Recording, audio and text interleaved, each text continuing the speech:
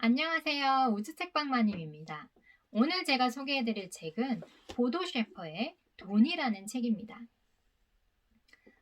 여러분 혹시 뭔가 경제적으로 팍팍하고 벌어도 여유감은 느껴지지 않고 어떤 예상치 못한 일이라도 내 앞에 갑자기 뻥 터지면 그 돈을 어떻게 감당해야 하나 하고 막 불안하고 그러진 않으세요?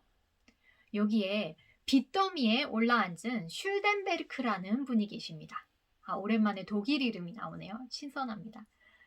이분은요, 빚이 2억이나 되고 현금은 한 푼도 없어요. 그분한테 돈 나올 구멍이라고는 단 한 군데도 없습니다. 집세도 내야 되죠. 신용카드마저 정지가 되어 있어요, 지금. 그리고 그러는 바람에 다음 주부터는 당장 끼니를 걱정해야 했어요.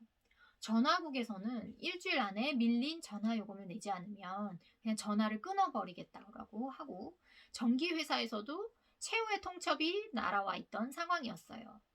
너무 상황이 급박해지니까 친구들한테 돈을 빌리려고 하면 막 문전박대를 당하기가 일쑤였죠. 그런 일이 절대로 일어나면 안 되겠지만, 만약에 여러분이 그런 일을 당하셨다면 어떻게 하시겠어요? 내 눈앞에 어떤 일들이 펼쳐질까요? 한번 생각해 보세요. 맞아요.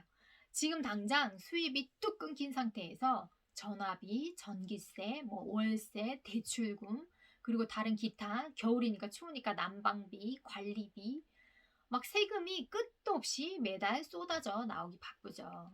그런 세금들을 막는 거는 고사하고요.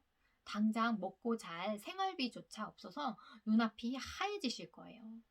그러니 내일부터 막 교차로 신문을 뒤져가지고 어디 아르바이트 할 데 없나 하고 생계를 해결할 수 있는 그런 일자리를 급하게 구하시겠죠. 정말 다행으로 바로 직장이 구해졌다라고 해도 지금 당장 가불해 주세요 이럴 수는 없잖아요. 그죠? 첫 달부터. 그러니까 한두 달 정도는 세금이 계속 연체가 되는 거예요. 어쨌든 일이 생겼으니까, 일을 가지게 되었으니까 한 수입이 200 정도 나온다고 제가 가정을 해볼게요. 그럼 우린 그 돈을 어떻게 쓰게 될까요? 월급 200에서 100만 원은 온갖 세금을 다 내고요. 또 50만 원은 대출 이자를 갚고요. 나머지 50만 원이 우리가 먹고 사는 식료품비가 되겠죠. 그런데 그런 날들이 계속해서 쌓이면 어떻게 될까요? 이제 원금은 고사하고 계속 이자만 간신히 갚고 있겠죠. 그죠? 그러다가 갑자기 내가 너무나 갑작스럽게 닥치는 대로 막 일을 이것저것 하다 보니까 몸에 무리가 와서 이상이 생긴 거예요. 야, 이렇게 되면 정말 절망적인 시나리오 아닙니까? 그렇죠? 근데 이게 이런 상황에 처하신 모든 분들에게는 정말 일반적으로 닥치는 현실이라는 거죠. 이게 더 우리를 암울하게 만듭니다. 그럼 어떻게 이 상황을 타개해 나갈까요? 이 책에서는요, 아주 중요한 비밀을 알려줍니다. 자, 과연 빚이 2억 원이나 되는 이분의 진짜 문제점은 무엇일까요? 잘 들어주세요. 중요한 정보니까요. 저도 맨날 이렇게 해야지 생각만 하고 실천하지 않았던 일들이더라고요. 어찌나 후회를 했는지요. 바로 이 슐덴베르크라는 분의 문제의 80% 정도는요, 2억 원의 빚이 아닙니다. 그럼 뭐가 문제였냐면요. 바로 현재 그분의 수중에 현금 단돈 500만 원이 없었다는 게 문제였다는 거죠. 이게 무슨 소리일까요? 이분이 지닌 에너지의 약 80%가 이 2억 원이 없어서가 아니라 단지 현금 500만 원 정도가 없었기 때문에 지금 당장 빨리 일을 해서 빚 갚을 수입을 만들어내야 함에도 불구하고 거기에 일절 신경을 못 쓰게 된 거죠. 어디에 신경을 쓰느냐? 생계를 해결하는 데만 급급했다는 겁니다. 다시 말하면요. 이분은 최소 500만 원 이상을 은행에 대여금고 같은 데라도 따로 비자금을 조성해서 가지고 있어야 했다는 거예요. 좀 더 자세히 말씀을 드려보면요. 슐덴베르크 씨가 만약 2억 원의 빚을 갚을 가망성이 전혀 없다라고 생각을 해보세요. 게다가 더 안 좋은 상황은요. 그분이 회사 돈과 개인 돈을 엄격하게 구분해 놓지를 않고 있었다는 점이에요. 그래서 망할 때 개인과 회사가 한꺼번에 확 망해버린 거죠. 만일 이럴 때 이분이 현금으로 약 3천 정도를 아무도 모르게 사업 초창기 때부터 모아왔었다면 상황이 어떻게 변했을까요? 아유, 그래도 아마 파산하는 건 어쩔 수 없었을 거예요. 하지만 바로 이 점에서 차이가 납니다.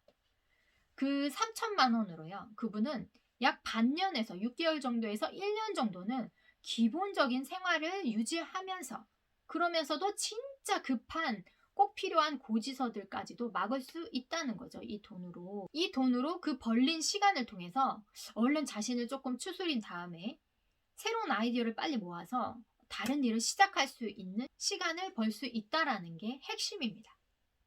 바로 이게 요점이죠. 왜 부자들은 부도가 나고 파산을 해서 모든 재산을 잃더라도 자기 생활 수준을 어느 정도 계속 유지할 수 있는지 하는 비밀의 답이 바로 이것입니다. 에이, 그건 뭐 나도 알고 있었지. 왜 부자는 망해도 3년은 간다 이런 말이 있잖아. 그 말이 왜 나왔겠어? 알아, 알아, 나도 알아.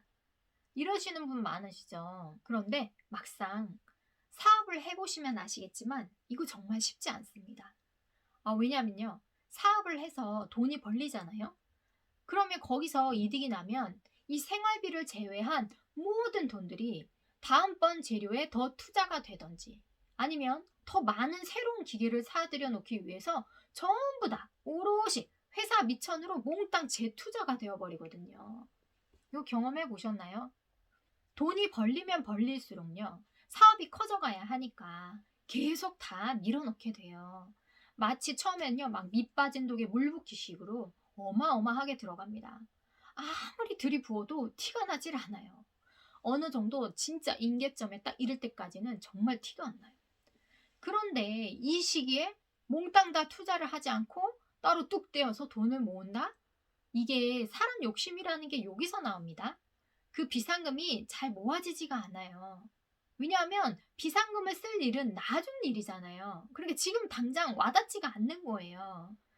이렇게 막 회사가 잘 나가고, 잘 커 나가는데, 막 빚을 끌어와서라도 더 키우고 싶지. 다 투자하고 싶지. 누가 뚝뚝 떼어서 나중에 쓸 비상금을 만들어 놓겠어요. 그 돈을 아껴서. 음. 이런 식으로 미리 준비를 해놓지 못하는 사람들이 훨씬 많은 게 현실이거든요. 근데 막상 부도가 터지잖아요. 그럼 자기 자신을 압박하는 최고의 문제가 뭔 줄 아세요? 그건 바로 내 뒤에 있는 이 수억 원의 빚이 아니라 수많은 생계와 관련된 아주 사소한 비용들이 먼저 여러분의 목을 옥죄기 시작합니다. 아우, 옆에서 막 애들은 어린데 교육비는 엄청 들어갈 텐데 그런 건 이제 꿈도 못 꾸죠. 당장 막 집세 못 내면 쫓겨날 판이고 먹을 거 살 돈조차 없죠. 막 사람이 이러면 극단적인 생각까지도 먼저 하게 되는 게 당연지사가 돼버리는 거죠. 그러니까 이 비자금은요, 사업 시작과 함께 반드시 모아두기 시작하셔야 한다는 겁니다. 그리고 꼭 명심하셔야 할 건요, 이 돈을 모았다 하면 절대로 쓰시면 안 돼요.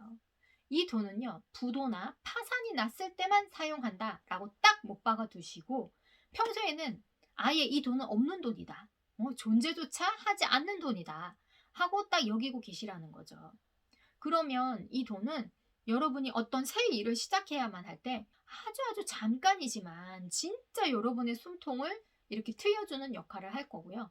또 새로운 기회를 잡을 수 있는 그런 시간적인 여유까지도 벌어다 주는 돈이기 때문에 너무너무 중요하다는 겁니다.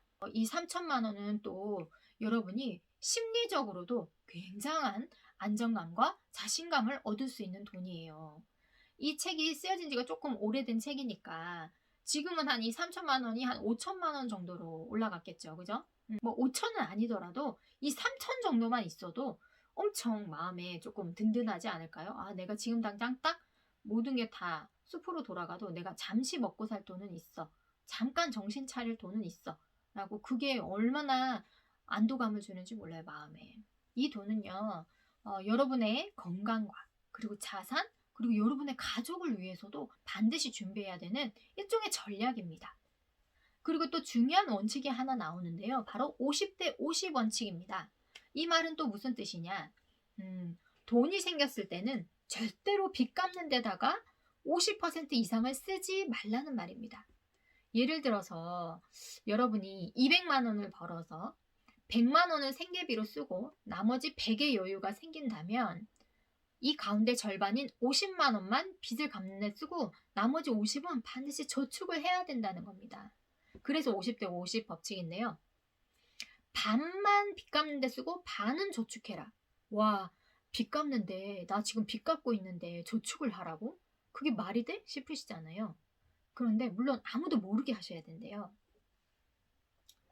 내가 진짜 이 빚을 열심히 일해서 몽땅 다 갚아버린 후부터 나는 진짜 저축을 할 거야 라고 생각을 하시면 이건 정말 어리석다는 거죠. 그리고 좀 늦은 감이 있다라는 거죠.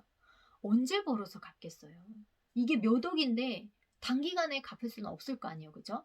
만약에 그 빚을 10년을 벌어서 내가 갚아야 한다라고 생각을 하면 우리 가족은 10년 동안 언제나 빚 다 갚아버리고 수중에 하나도 없는 빵원, 재정 상태가 0원인 거예요. 언제나 빵원. 왜? 맨날 갖고 나면 진짜 통장의 잔고에 0밖에 안 찍혀있는 거예요. 얼마나 벼랑 끝 인생이겠어요. 그죠?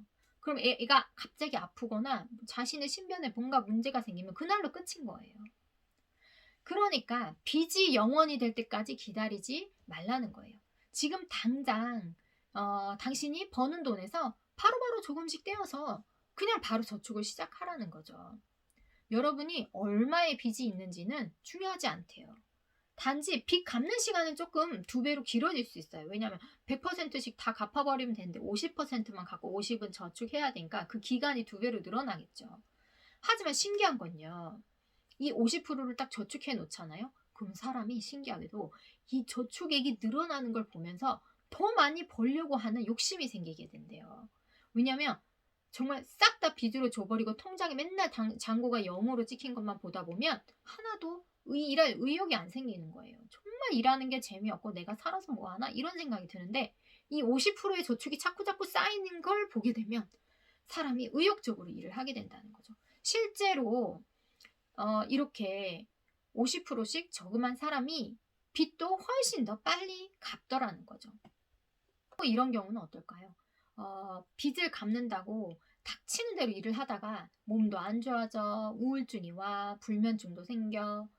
이렇게까지나 내 몸을 던져가면서 일을 열심히 했는데 7년 뒤에 친구들이 그분을 다시 찾아가 봤어요. 아유, 이 친구 빚 다 갚았나? 정말 이제 조금 새 삶을 살고 있나? 그런데 그분을 보니까 빚의 원금은 여전히 그대로고 생활은 엉망진창인 채로 그대로인 거예요. 이분이 만일에 조금의 약간의 사고를 바꿔서 이렇게 해보셨다면 어땠을까요? 그분이요.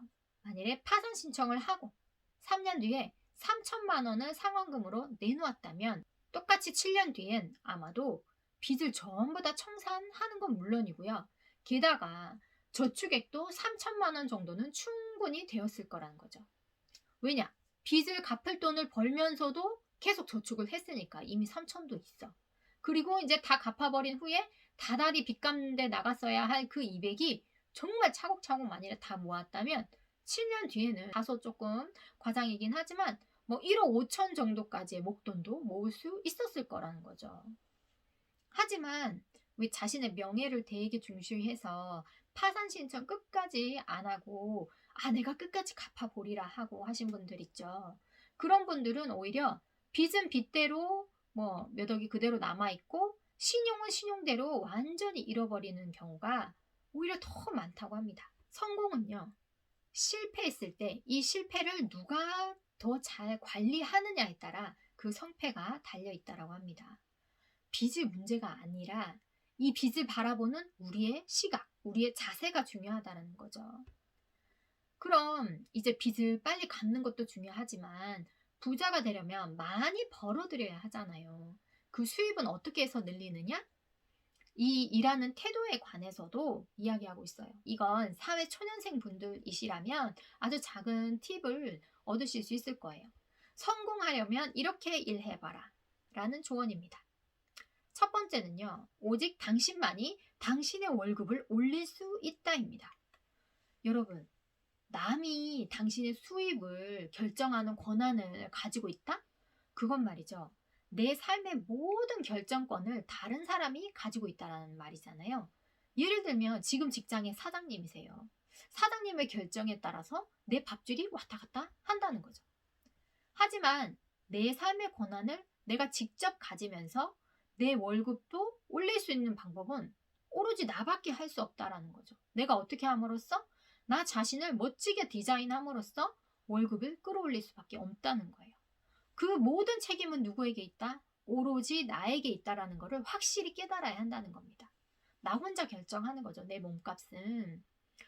왜냐하면 일단 올려야 되니까 나 스스로가. 엄청난 노력을 통해서 스펙을 쌓고 막 어마어마한 경험을 하고 아니면 정말 나의 개성을 확 드러내서 내 몸값을 올리는 겁니다. 그래서 내 강점을 정말 확실하게 드러내야 하고요.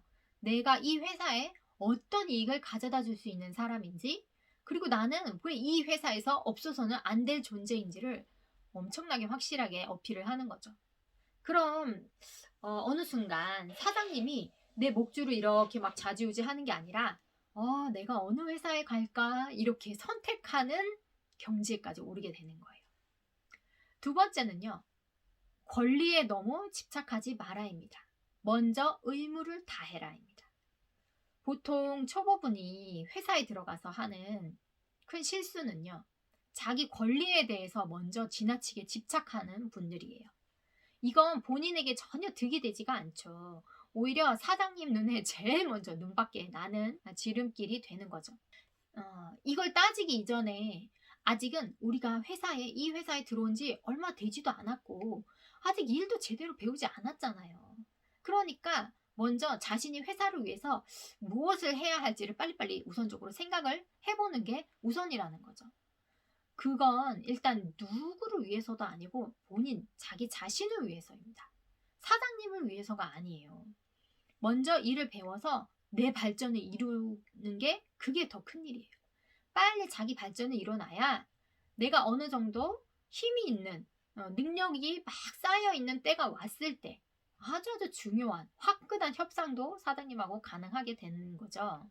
그런데 지금은 아니라는 거죠. 처음부터는. 업무를요. 완전히 내 것으로 다 삶아 먹어야 아우 이 과장 아니면 이 일을 누가 하겠어. 막 이 정도의 소리를 듣게 돼야 이제 이 협상 테이블에서 조금 큰 소리를 칠 수 있는 거니까 일단 들어가시면 열심히 일부터 하시면서 그 일을 완전히 내 것으로 익히시면서 때를 기다리라는 겁니다.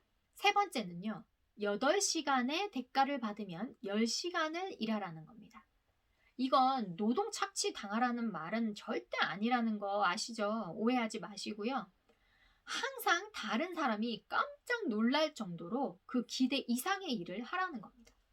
혹시 회사가 대가를 지불하지 않아. 그래도 실망하지 말고 계속 밀고 나가라는 거예요. 왜냐하면 그게 바로 성공하는 사람들이 일하는 법을 몸에 익히는 거거든요. 성공하는 사람은 이런 식으로 일을 했대요. 그 자세를 배우는 거기 때문에 본인한테 미칠 게 없다라는 거죠. 회사가 돈을 주지 않았어도 나는 엄청나게 많은 것들을 배운 거죠. 이미. 성공한 사람은 10을 요구하는 사람에게 항상 20을 던져주는 사람인 거죠. 그죠? 그리고 사실 이렇게 일하는 사람을 10을 원하는데 20을 던져주는 사람을 위 사람들이 가만히 놔두겠습니까? 아유 이 사람 봐라 아주 그냥 제법 열심인데 하고 누구지? 하고 좋은 눈도장이 탁 찍히는 거죠. 그죠? 그 다음 네 번째 조언은요. 일을 빨리 하라는 겁니다.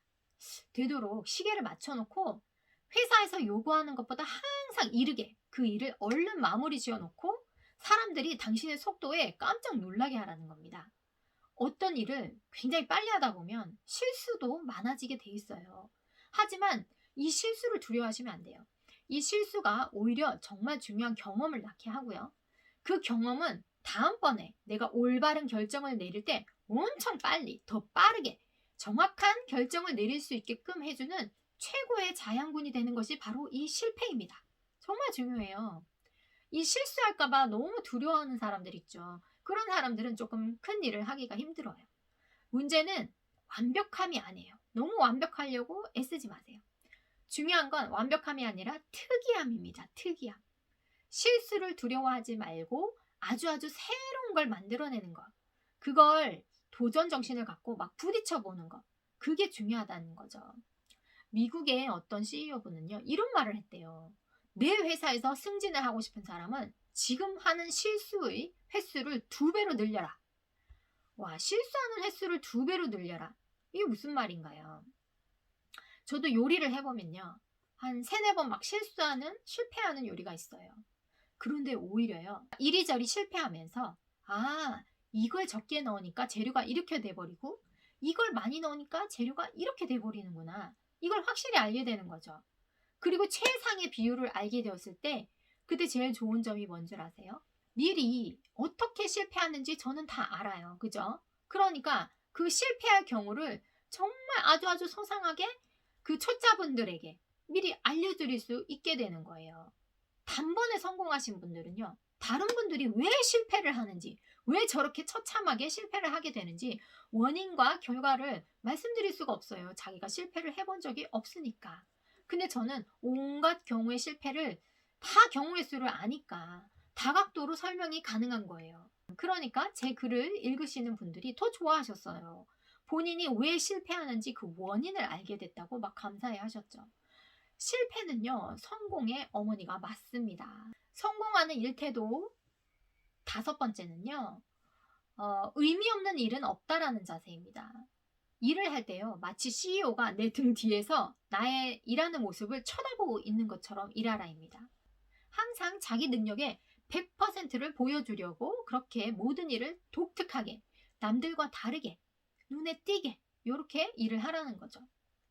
오직 눈에 띄는 사람만이 다른 이들의 인상에 깊이 남게 되는 거고, 그것이 편지 쓰는 일이든 의사를 정리하는 일이든 뭐 전화를 받는 일이든 너무너무 사소한 일이라 할지언정 그 속에서 진정으로 배우지 못할 일이 없다라는 겁니다.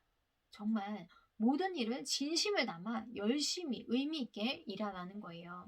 제가 아주 오래전에 다큐에서 김태현 회장님 있죠.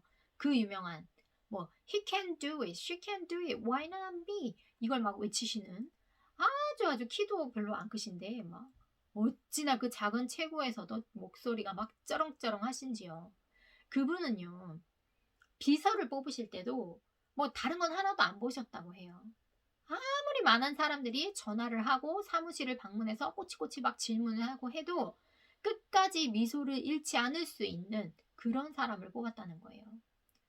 무슨 말이겠어요? 어떤 일을 해도 프로 정신이 있는 분, 그런 부분을 그분은 보시고 뽑으신 거죠.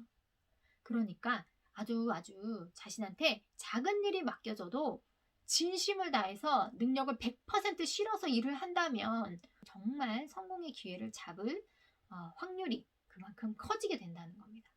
접시 닦기 하나를 해도요. 나만큼 나보다 더 빠르게 접시를 깨끗하게 닦을 수 있는 사람은 없어. 이런 자세로 일하는 사람하고 정말 하기 싫어 죽겠네. 막 이런 사소한 일은 나한테 맡겨질 일들이 아닌데 뭐 이렇게 하는 사람하고 정말 정신 자세가 처음부터 틀린 거죠. 이 보도 셰퍼의 돈이라는 책은요. 우리가 그동안 돈을 버는 데만 신경을 썼다면 이 책은 혹시나 실패를 했을 때 다시 일어설 수 있는 최소한의 경제적 에어백을 설치하고 나서 투기가 아닌 투자를 함으로써 비교적 안전한 방법과 현명한 저축을 통해서 부를 이뤄나가는 그런 방법을 알려주는 책이었어요. 정말 뭐 몇 년 안에 10억 벌기, 뭐 100억 벌기, 뭐 이런 건요. 좀처럼 저한테 와닿지 않는, 우리랑은 너무나 멀게만 느껴지는 그런 뜬구름 잡는 소리 같기도 하잖아요. 그런데 그런 소리가 아니라 굉장히 현실적으로 누구나 실천할 수 있는 방법들이 나와서 정말로 좋았던 책입니다. 누가 부도 났을 때 저축할 생각을 했겠어요, 그죠? 좀 굉장히 산뜻한 발상의 전환을 심어주는 깨달음을 주는 책이었어요. 짧은 요약이나마 조금이라도 도움이 되셨으면 좋겠습니다. 다음에 더 좋은 책으로 다시 만날게요. 안녕!